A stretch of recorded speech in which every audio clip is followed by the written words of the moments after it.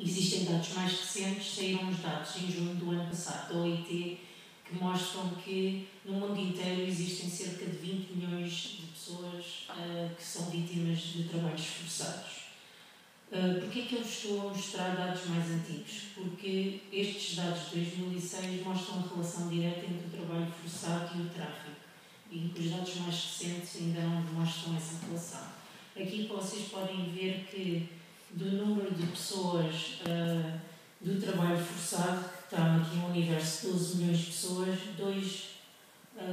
2,4 milhões eram vítimas de tráfico. Portanto, conseguem ver aqui a relação direta. E veem também que 9 milhões, 8 eram agentes privados, mas também o Estado tem uma função aí. Aliás, um dos grandes escândalos dos últimos tempos foi uma descoberta em março de 2012, em que se descobriu o maior caso de tráfico alguma vez descoberto no mundo inteiro, que foi na República Checa.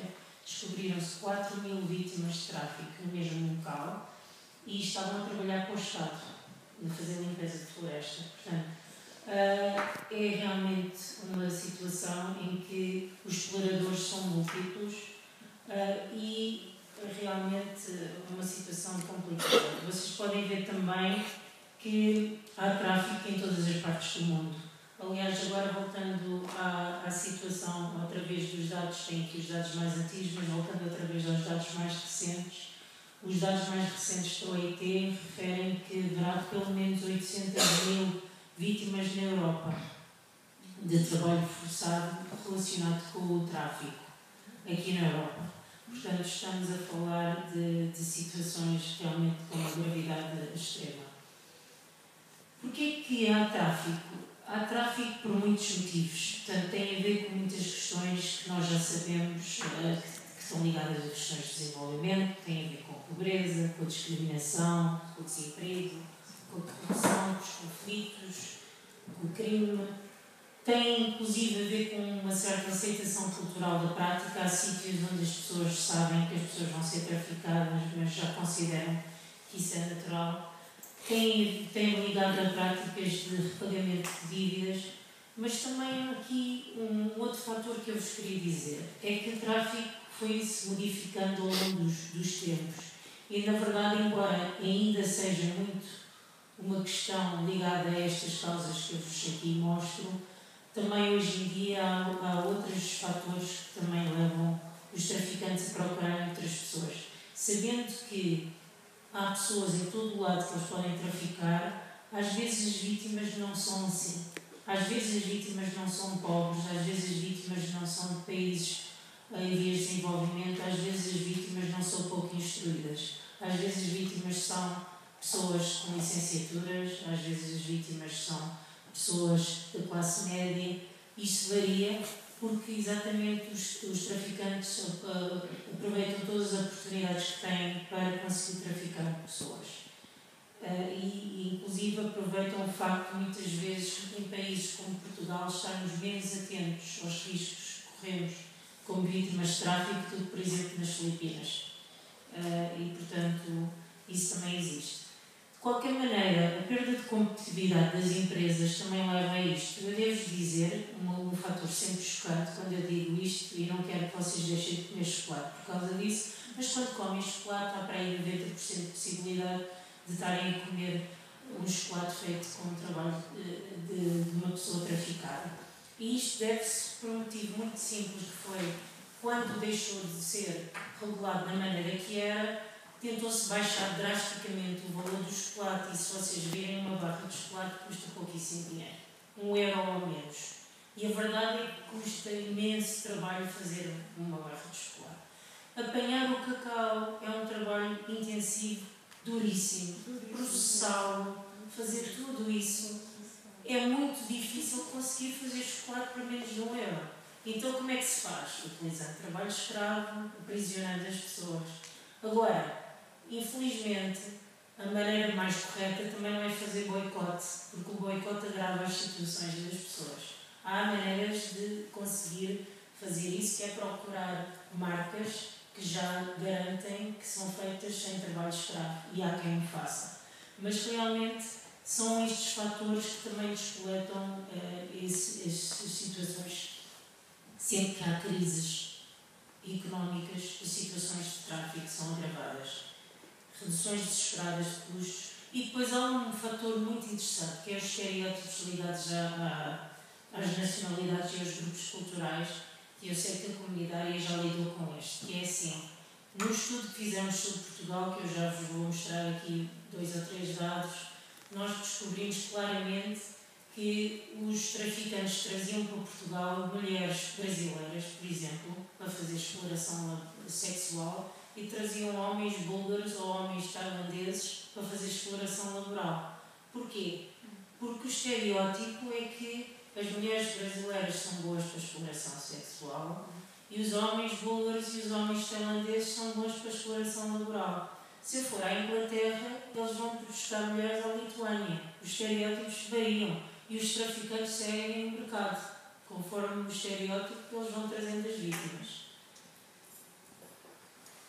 Agora, quais são os tipos de empregadores que vão trazendo, que são traficantes? Há os empregadores que estão a cumprir a lei e não recorre ao trabalho ilegal. Há o que está a tentar recorrer a trabalho ilegal e muitas vezes até usa os tais subcontratação que trata disso, que é para ele não saber o que é que se está a passar, e depois há o próprio empregador que é traficante. E isto encontra-se aqui em Portugal nas várias maneiras.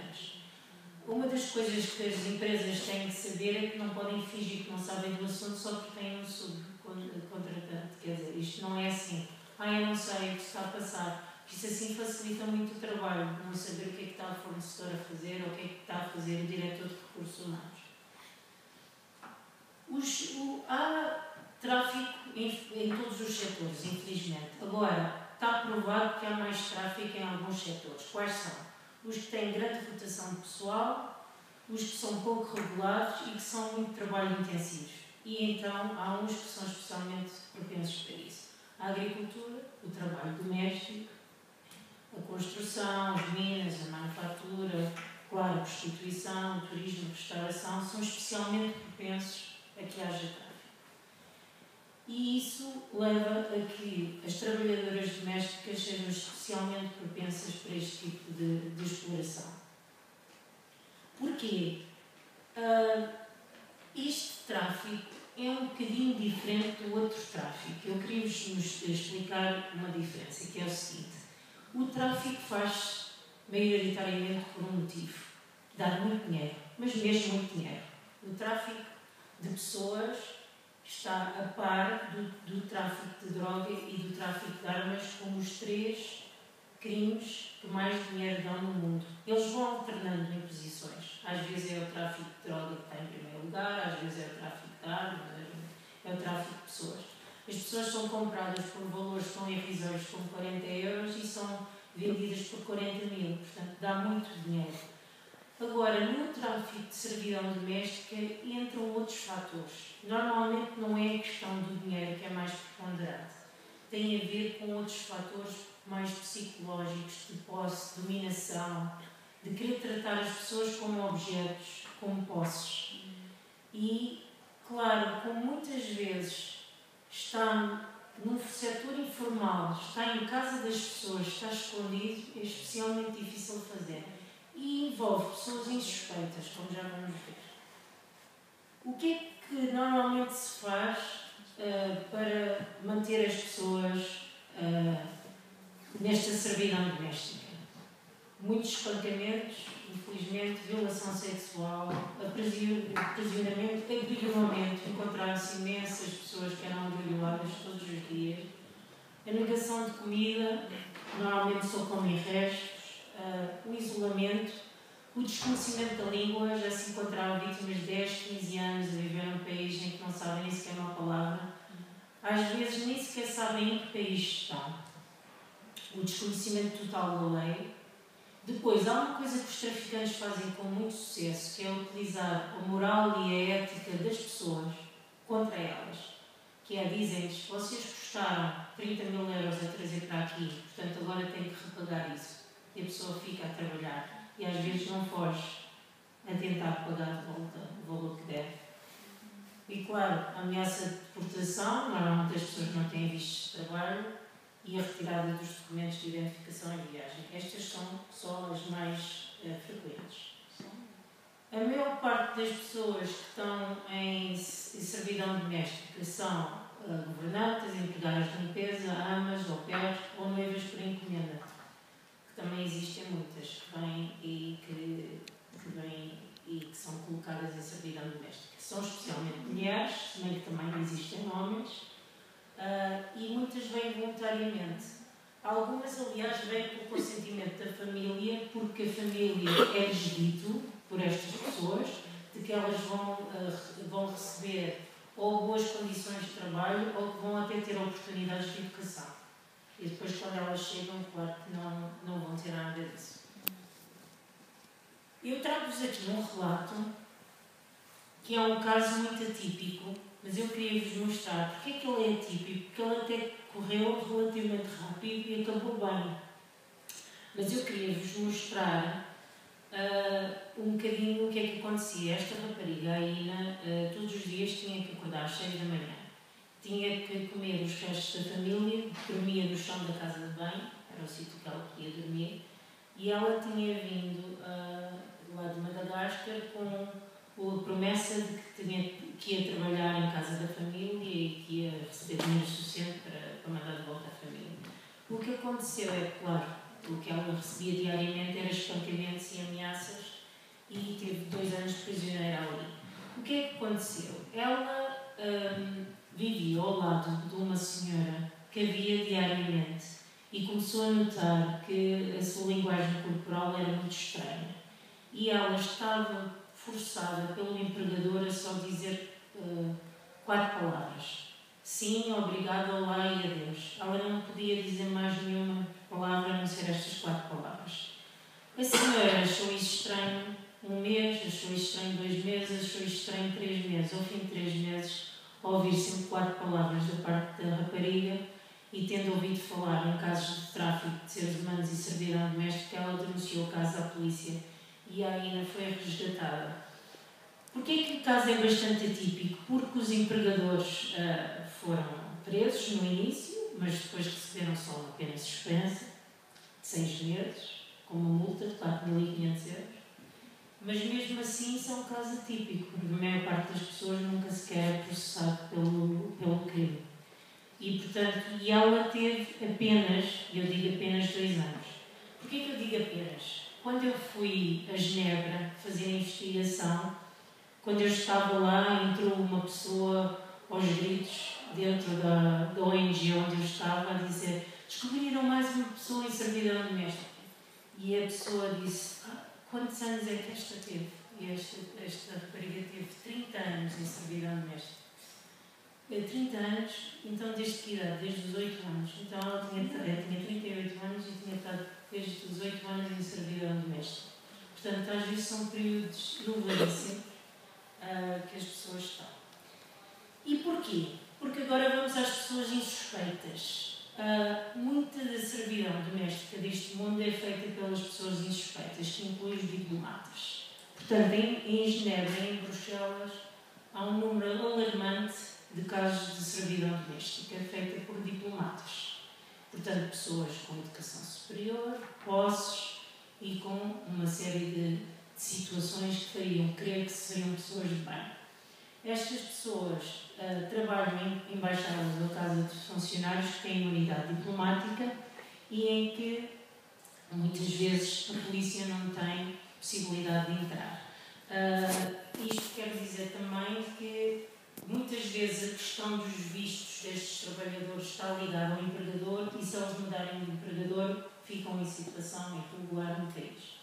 Portanto, estas pessoas decorrem-se de todas estas questões da imunidade diplomática, dos vistos estarem dependentes deles, do facto de eles terem corredores especiais de entrada e outras coisas para conseguirem trazer pessoas e fazerem-nos passar pelas situações que eu vos falei agora mesmo. Quando eu vos falei, por exemplo, de pessoas agrilhoadas a comerem restos do chão, a dormirem no chão da casa de banho, pessoas encontradas em casa de diplomatas a fazer isto. Por isso é que eu vos digo que é uma situação que já não tem tanto a ver com o dinheiro como o resto do tráfico. Agora, há algumas coisas que nos deixam, podem nos deixar atentos para nós repararmos se haverá alguém perto de nós que possa estar numa situação de tráfico. Como aquela senhora que descobriu que a Helena estava em situação de tráfico, só dizia 4 palavras. Uma delas é que se ela não tem nunca folgas, se não tem acesso à maternidade, se não tem acesso a cuidados médicos, se não dorme num quarto, se não tem mecanismos de queixa, tudo isso nós temos que ter cuidado para tentar sabermos. E há várias situações no mundo que foram criadas para tentar proteger estas situações. Por exemplo, na Argentina e no Uruguai, os inspectores de trabalho já podem entrar em lares privados para fazer inspeções, claro, que entram com a ordem do tribunal. Mas estas inspeções são permitidas em casos em que se suspeita que há servidão doméstica. Há leis específicas de servidão doméstica na Bolívia e no Peru. Em Hong Kong há leis muito severas de proteção das trabalhadoras domésticas. Em Singapura há sanções penais graves para quem faça abusos cometidos contra trabalhadoras domésticas. E há um contrato padronizado nas Filipinas. Eu devo dizer, durante muito tempo, as Filipinas eram o produtor mundial, entre aspas, de vítimas de servidão doméstica. De tal maneira que eles tiveram que tomar ações muito graves para tentar prevenir isso. E agora há um contrato padronizado. Cada vez que uma vítima potencial está em perigo, o que eles fazem é que a pessoa é chamada logo para tentar criar um contrato padronizado. E, inclusive, têm agora seminários obrigatórios para todos os imigrantes antes de saírem do país, para aprenderem sobre uma série de coisas, inclusive sobre o tráfico, antes de saírem do país. Na Áustria, o MINE faz inspeções à casa dos diplomatas e vai verificar as condições de habitabilidade, etc., das empregadas domésticas, e tem que fazer uma entrevista cada 6 meses com as empregadas sem o empregador. Isto tudo por causa do número de diplomatas que tinham pessoas em servidão doméstica. Agora, eu não vou-vos mostrar isto tudo muito em detalhe, mas só para vos dizer que o United Nations Office on Drugs and Crime tem uma lista de indicadores muito simples que mostra como detectar vítimas de tráfico. Isso está acessível para toda a gente, tem uma série de indicadores gerais e depois tem indicadores especiais para a servidão doméstica, que são esses: viver com uma família, não fazer as refeições com o resto da família, não ter espaço próprio, dormir num espaço partilhado ou inapropriado, ser dadas como desaparecidas pelo seu empregador e ainda continuem a viver em casa, desde que isto também acontece bastante. Nunca ou raramente abandonar a casa por razões sociais, nunca sair de casa sem o seu empregador, ter apenas restos para comer e estar sujeito a insultos, abusos, ameaças ou violência. Isto são a maneira como se denuncia. Depois, todas as outras questões gerais de como se detecta uma vítima de tráfico têm a ver com toda a linguagem corporal, o medo, a ansiedade, as dificuldades, o facto de não ter documentos, o facto de não desconhecer a língua local. Atenção que esta questão da língua local é importante porque já houve muitos casos em que os juízes negaram o estatuto de vítima a pessoas em vários países porque não acreditavam que um imigrante, lá está, não percebendo a diferença entre um imigrante e uma vítima, pudesse estar 10 anos num país sem conhecer a língua. É claro que um imigrante não está 10 anos num país sem conhecer a língua. Agora, uma vítima trancada dentro de uma casa está 10 anos sem conhecer a língua. É diferente. Não ter acesso aos rendimentos, claro que são tudo coisas que não ter acesso aos documentos são tudo sinais que estão tráfico.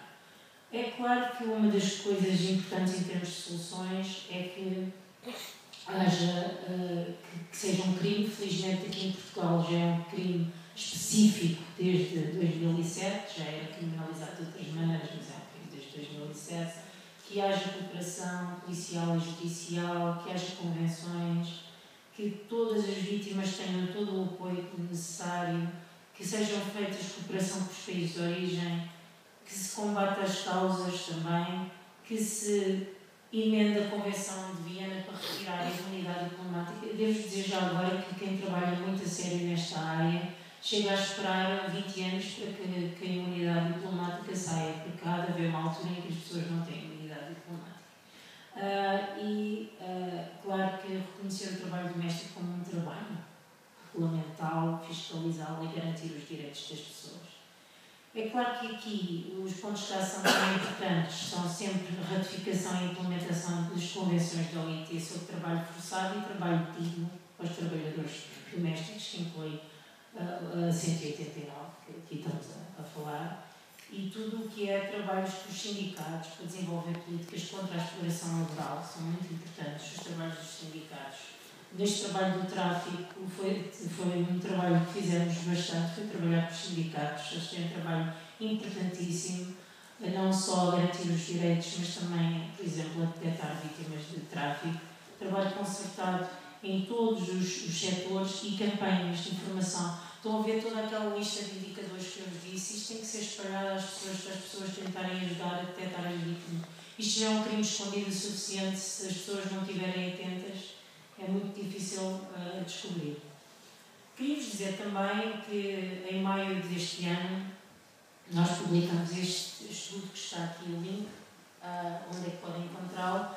Foi um estudo de investigação durante 3 anos, feito num terreno em Portugal. Foram feitas entrevistas a 115 vítimas de tráfico. Foi um estudo muito aprofundado. Teve trabalho também, além do estudo sobre Portugal, vocês encontram também uma manual de boas práticas, portanto, em 9 países, ver as boas práticas que existiam, e descobrimos muitas coisas sobre o tráfico em Portugal. Inclusive descobrimos casos de servidão doméstica. Aliás, descobrimos todos os tipos de tráfico em Portugal. Descobrimos casos de exploração sexual, laboral, servidão doméstica, adoção internacional, tráfico de menores, servidão doméstica, tudo. E descobrimos 5 casos de servidão doméstica, 2 apenas de servidão e 3 nichos de servidão com exploração sexual. Os casos eram 4 vítimas brasileiras, 2 mulheres, um homem e um rapaz menor, em que uma vítima era só criança mulher. As vítimas tinham idades muito díspares, entre os 13 e os 50 anos, sendo que a maioria estava entre os 20 e os 30 anos. E estas vítimas tinham sido ajudadas por ONGs, portanto, felizmente tinham ficado pouco tempo em exploração. Vocês podem ver estes dados todos no relatório, porque, como eu disse, é muito mais costume ficarem muito tempo em exploração, só que felizmente tinham sido ajudadas em tempo útil pelas ONGs para serem retiradas da servidão doméstica e tinham conseguido ter a felicidade de se conseguir movimentar, porque há algumas vítimas que conseguem ter alguma possibilidade de saírem de casa, outras não. Depende do empregador e do tipo de servidão em que se encontram. Aqui há algumas coisas importantes para fazer em Portugal. Uma delas é regular melhor o serviço doméstico, fazer reforço das inspeções de trabalho, definir cotas suficientes para o serviço doméstico e revisão da questão dos vistos e de autorizações de residência para os diplomatas. Isto porque, se vocês veem, isto é a nossa lei. A autorização de residência não é exigida aos agentes diplomáticos e consulares acreditados em Portugal, ao pessoal administrativo e doméstico ou equiparado que venha prestar serviço nas missões diplomáticas ou postos consulares dos respectivos Estados, aos funcionários das organizações internacionais com sede em Portugal, nem aos membros das suas famílias. Quer dizer que um diplomata que queira trazer uma trabalhadora doméstica para ele ou para alguém da sua família, trá-la pelo corredor especial e nem sequer precisa de uma autorização de residência. Ou seja, nem sequer se sabe muito bem que essa pessoa está cá. Estão a ver o potencial de abuso sobre isso. É muito, muito grave. E, portanto, para terminar, deixo-vos com isto da Declaração Universal de 48, que dizia que ninguém devia ser mantido em escravatura ou servidão. Infelizmente, embora as Nações Unidas digam que pelo menos 2,5 milhões de pessoas sejam traficadas todos os anos, há alguns que dizem das ONGs, que poderão ser até 200 milhões de pessoas, o que faz com que haja mais escravos hoje em dia do que quando a escravatura era permitida. Obrigada.